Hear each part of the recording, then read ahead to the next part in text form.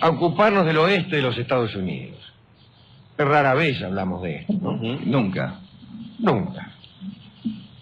En cambio, sí vemos muchísimas películas del oeste norteamericano. Y quizás hayamos visto alguna película sobre este tema de hoy.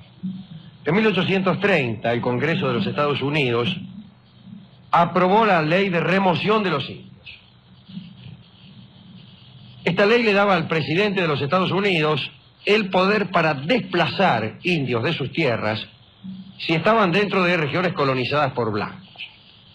Podían ser desplazados hacia zonas consideradas sin valor, como por ejemplo las tierras al otro lado del Mississippi. Esta era la ley de remoción de los indios. Si se le ocurría al presidente de los Estados Unidos, le decía a los indios, che, tómensela, que estas tierras las precisamos nosotros. Váyanse para aquel lado. Ahora bien, después de la guerra civil, oleadas de granjeros, cazadores, leñadores, mineros, emigraron al oeste. Y las tierras indias empezaron a ser codiciadas. Entonces el gobierno forzó a las naciones indias a firmar un tratado a cambio de pagos anuales. Hicieron hacer otro tratado a cambio de una guita que le daban todos los años, ¿no? Sí. Ustedes se van de aquí y le damos guita.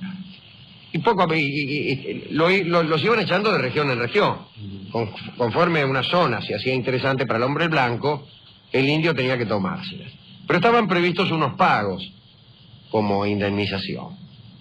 Pero esta promesa de pago tampoco fue cumplida. Y entonces los indios se resolvieron a luchar por última vez. El caso es que en 1874, la séptima caballería, comandada por el general George Armstrong Custer, hizo un reconocimiento en el llamado Gran Espacio Tribal Sioux, que queda al oeste de Dakota del Sur. El objetivo aparente era emplazar un nuevo puesto militar para proteger a los indios de las incursiones ilegales de los colonos blancos. Muchachos, le vamos a poner aquí un puesto militar para protegerlos de las incursiones ilegales de los blancos. Pero en realidad la verdadera intención de Custer era hallar oro. Andaba diciendo por ahí que había oro entre las raíces del pasto en aquella región. El caso es que en 1876 un montón de blancos pisoteaban los terrenos sagrados de caza de los Sioux, sin preocuparse por el tratado de Fuerte del Laramie, que aseguraba a los indios la tierra de Dakota mientras creciera el pasto y corriera el agua. Eso decía el tratado de Fuerte del Laramie. Los indios se aseguran las tierras de Dakota mientras allí crezca el pasto y corra el agua. Los caciques Sioux trataron de razonar con las autoridades. ¿Cómo puede ser? ¿Cómo hace posible? El idioma Sioux, ¿no? Que eran un poco afrancesados. Pero cuando fue evidente que no iban a obtener nada, miles de indios salieron de su reserva y se fueron a Montana. Los indios estaban cabreros. Había una oficina en el gobierno norteamericano que se llamaba Oficina de Asuntos Indios. Debió ser muy gracioso. Sí, sí. Oficina de Asuntos Indios, buenas tardes. Bueno, esa oficina respondió con un ultimátum que decía lo siguiente: a partir del 31 de enero de 1876, todo indio que permaneciere en territorio no cedido será considerado enemigo y afrontará el encarcelamiento o la ejecución sumaria. Así de fácil. Entonces, Caballo Loco, Sioux Oglala y el famoso Torre Sentado, San Papa, citaron a una reunión a los demás jefes Sioux y a sus aliados, los indios Cheyenne. Una cumbre. Bueno, gran reunión de indios. También debió ser algo digno de verse. El caso es que acordaron acampar en un ancho valle al lado del río Little Big Horn, el pequeño Gran Cuerno. Tenían 2.500 guerreros, se instalaron allí y juraron luchar hasta morir. Ahora bien, el ejército de los Estados Unidos resolvió marchar hacia ese lugar para hacer cumplir el ultimátum. Mandaba el general Alfred Terry, y este hombre planeó una ofensiva contra los indios en 3 frentes.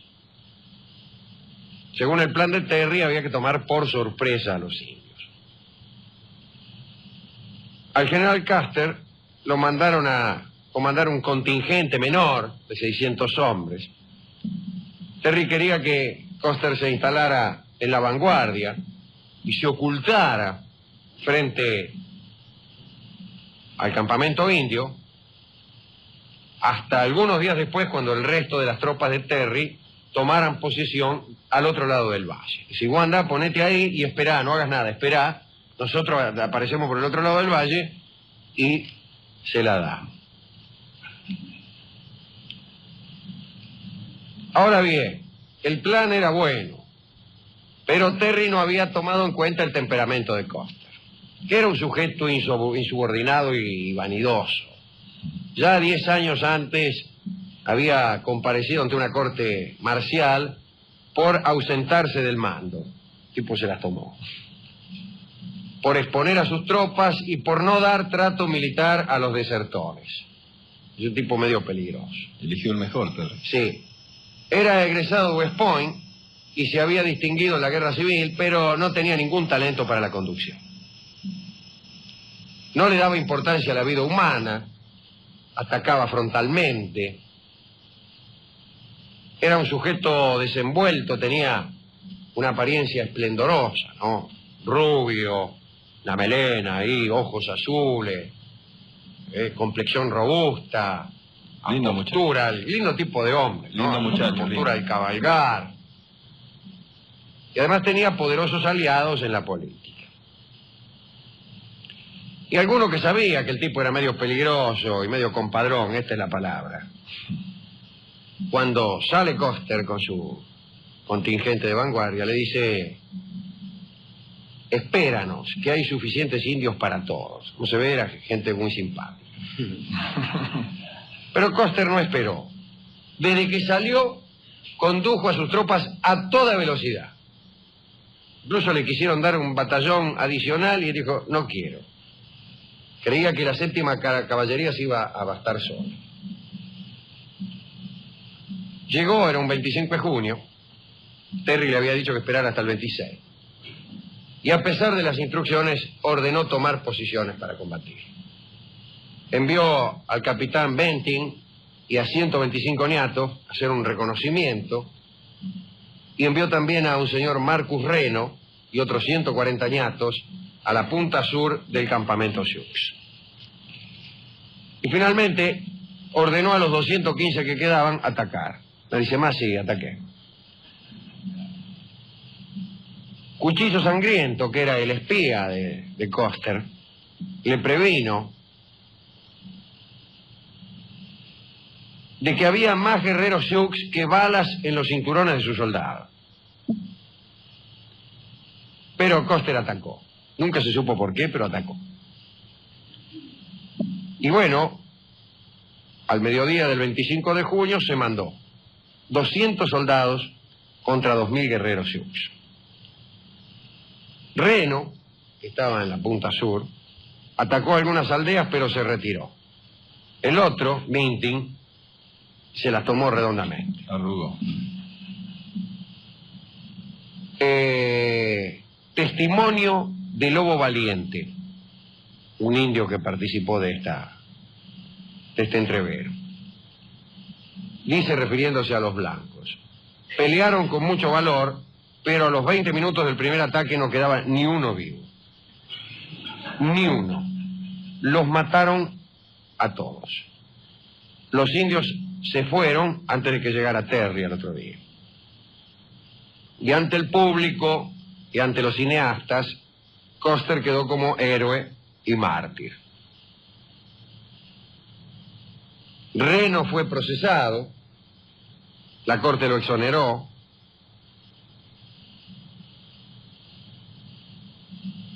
Bueno, 2 años después, la mayoría de los indios fueron capturados. Bueno, ya se sabe cómo terminaron los indios. Los Estados Unidos no son gobernados por los indios.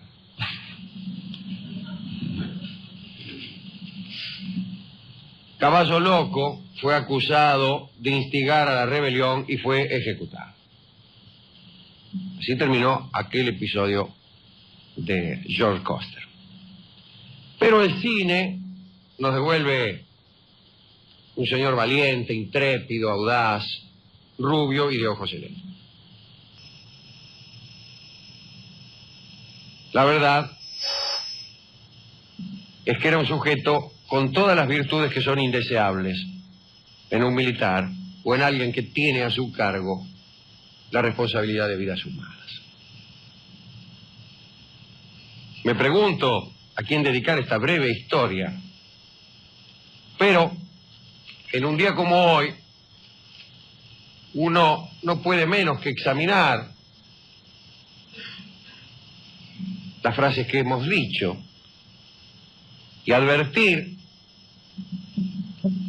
que se trata de un episodio más, aunque este le salió mal, en la política que los anglosajones han seguido para con los indios. Es una política de exterminio y de impiedad. Se me dirá, no demasiado distinta ha sido la actitud de los españoles con respecto a los indios. Y yo me atrevería a reconocer alguna que otra diferencia. La primera de ellas es que en los Estados Unidos no hay personas de rasgos achinados, no hay mistura. Los anglosajones no se mestizaron con los indios. En América Latina, el mestizo es mayoría. Y la segunda de las diferencias es que las naciones anglosajonas forjaron una leyenda, la leyenda negra, que atribuía toda crueldad y toda impiedad para con los indígenas a los españoles, cuando las impiedades han sido parejas, o en todo caso, no han sido los españoles los más impíos. Esa es la primera cosa que uno nota al examinar esta historia. La otra cosa que uno nota es que la historia de las naciones anglosajonas está llena de usurpaciones. En casi todos los lugares del mundo, alguien ha tenido que luchar por un territorio que los ingleses trataban de usurpar. De manera entonces que la única dedicatoria de esta noche corresponde a aquellos que han tenido que jugarse la vida luchando contra usurpadores anglosajones en algún lugar del mundo. Para Toro Sentado, el jefe Sioux, para aquellas mujeres que aquí mismo en Buenos Aires, no lejos de este lugar donde estamos, arrojaban aceite hirviendo desde las terrazas, y para toda otra expresión de valor ante la usurpación, sea de los anglosajones o de quien fuere, este tango que, aludiendo al jefe Sioux, se llama El Torito, en un día como el de hoy.